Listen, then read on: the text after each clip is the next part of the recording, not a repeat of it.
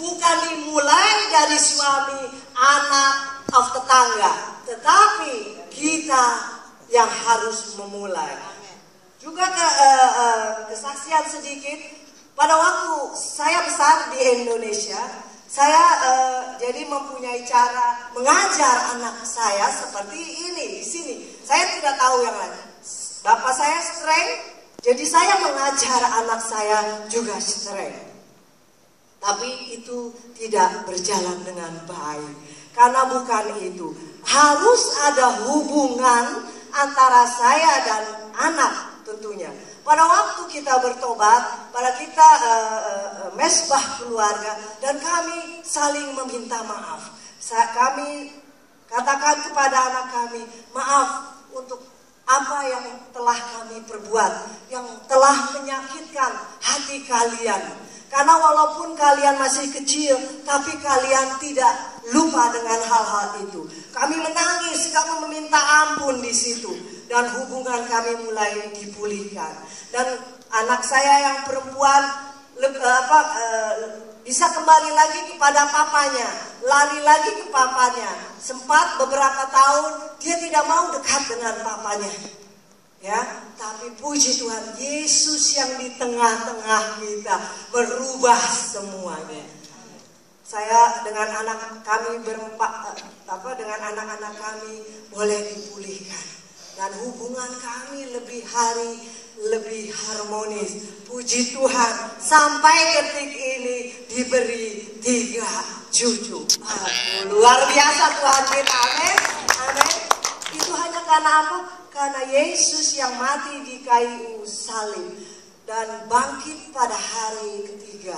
Dan sekarang ada di sebelah kanan Bapa. Minta Bapak Ibu, apa yang menjadi kesusahan, apa yang menjadi masalah atau terikat sesuatu, hanya Yesus yang sanggup. Amin.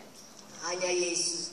Tidak ada nama di bawah kolong langit ini yang seperti kuasa seperti Yesus. Amin. Amin.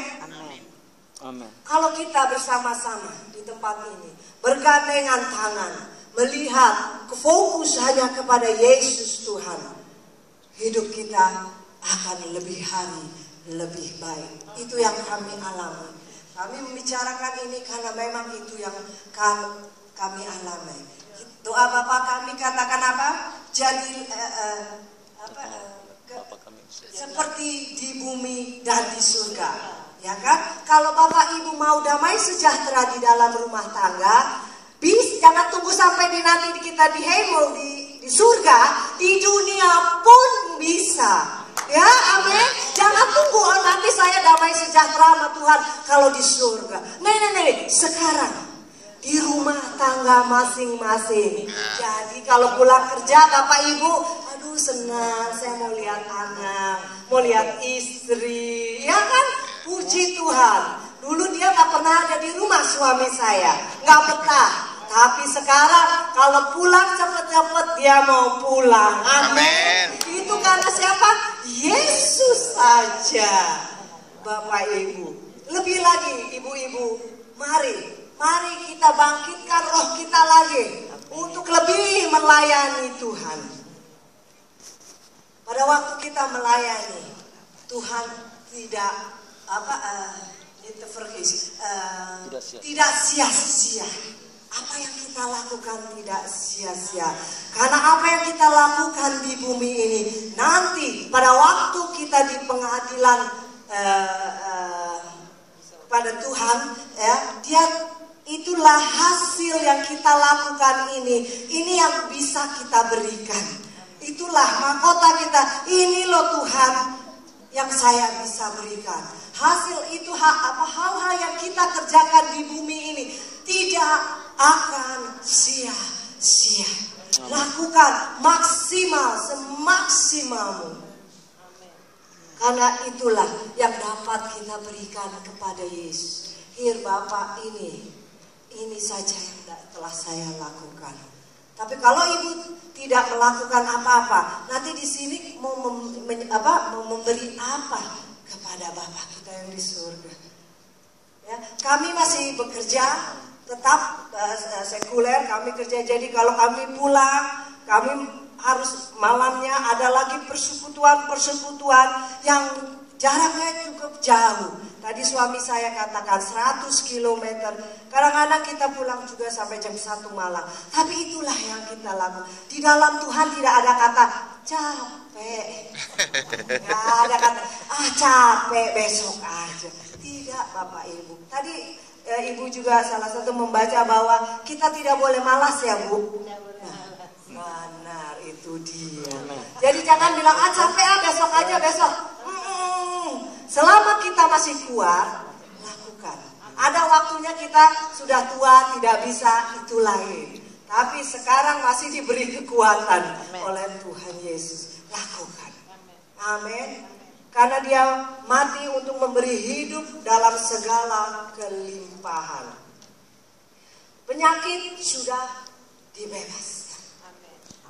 Karena bilur-bilurnya kita sembuh. Jadi kalau ada yang sakit, katakan sendiri, oh Tuhan, karena bilur-bilurmu aku telah sembuh. Aku yang telah menerima Engkau sebagai Tuhan dan Juru Selamat. Amen. Pemulihan akan terjadi. Keterikatan akan lepas di dalam nama Yesus. Amen. Tuhan katakan di Yohanes 19.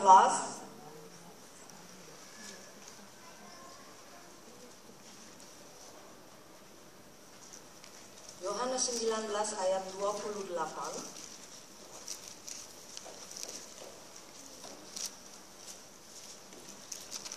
Ayat 28 sampai 30. Mari kita baca lagi ya. 1, 2, 3. Sesudah itu, karena Yesus tahu bahwa segala sesuatu telah selesai, berkatalah ia, supaya genaplah yang ada tertulis dalam kitab suci. Aku haus. Di situ ada suatu bekas penuh anggur asam. Maka mereka mencucurkan bunga karang yang telah dicelupkan dalam anggur asam pada sebatang hisop, lalu memunculkannya ke mulut Yesus. 30. Sesudah Yesus minum anggur asam itu, berkatalah ia apa? Sudah selesai.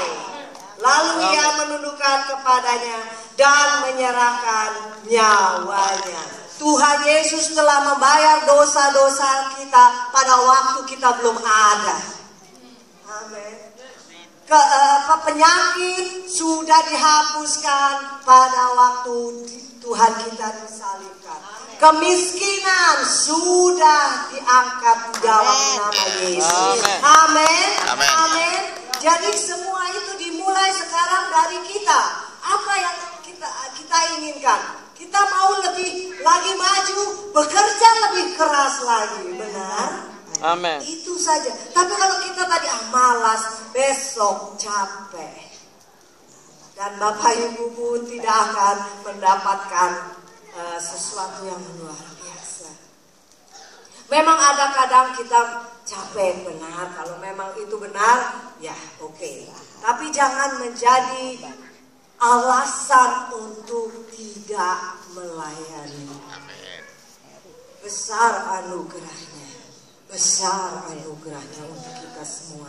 Kita ada di tempat ini karena anugerah. Puji Tuhan kita bisa berkumpul, bersekutu di sini karena anugerah. Anugerah diberikan kepada kita. Seperti kado yang dia berikan. Bapak tidak minta balasan. Bapak tidak akan bilang balikin. Nih, ini anakku, aku beri kepadamu. Kalau kita sudah menerima anugerah itu, menyadari bahwa besarnya anugerah itu, kita tidak akan menjadi orang yang sama. Kita tidak akan menjadi orang yang sama karena anugerahnya. Kita percaya bahwa kita inginkan anak cucu kita seisi rumah kita melayani Yesus Tuhan. Amin. Itu kerinduan kita. Mari kita bersama-sama keluarga demi keluarga, lebih lagi mempunyai hubungan yang baik dengan Tuhan. Pada waktu hubungan kita baik dengan Tuhan, hubungan kita dengan sesama otomatis akan menjadi baik. Amin. Ya? Karena karakter Yesus itu sudah masuk di kita.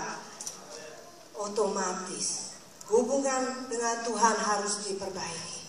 Sehingga hubungan kita dengan manusia, sesama, dengan anak, dengan suami, istri, dan siapapun itu menjadi baik. Dan setiap hari kita harus mau dibentuk. Kita belum sempurna. Tuhan Yesus yang hanya sempurna. Amin. Kesalahan ada Bapak Ibu. Tapi jangan membuat kesalahan yang sama aja itu saja. Berarti Bapak Ibu tidak mau bertobat dari setiap kesalahan itu. Ingat lagi, anugerahnya besar sekali. Kita sudah menerima hidup yang kekal. Keselamatan sudah kita terima. Sekarang mau bikin apa? Menyenangkan hati Tuhan. Berarti kita harus melakukan yang terbaik. Melakukan semaksimal mungkin apa yang kita lakukan.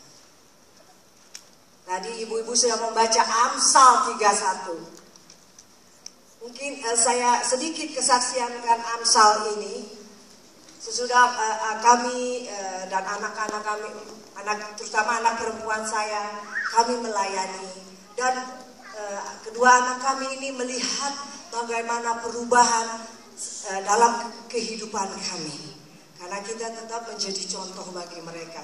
Jadi sedikit demi kami tidak menyadari bahwa mereka memperhatikan kami. Kami tidak menyadari hal itu. Sekali waktu saya nggak tahu, pas saya buka Amsal 31 itu ada tulisan anak saya yang perempuan menulis pojok kecil. Dia tulis itu saya lihat dia tulis bahasa Belanda. Ya, sebentar saya lihat.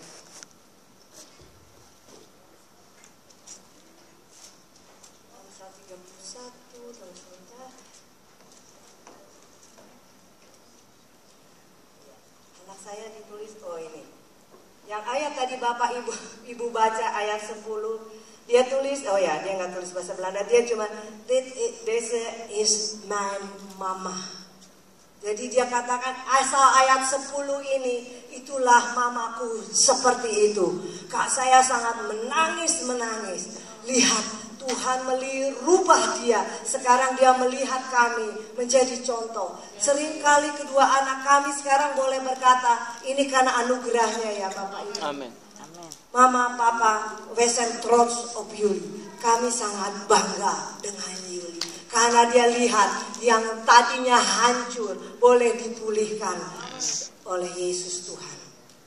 Dan itu tidak bisa dibayar dengan uang itu, kata-kata itu. Setiap kali Mama, Papa, Weset, Trots, Yuli. Walaupun kami membuat kesalahan dahulu yang sangat menyakiti mereka, pada waktu kami bertobat, dia tidak melihat lagi.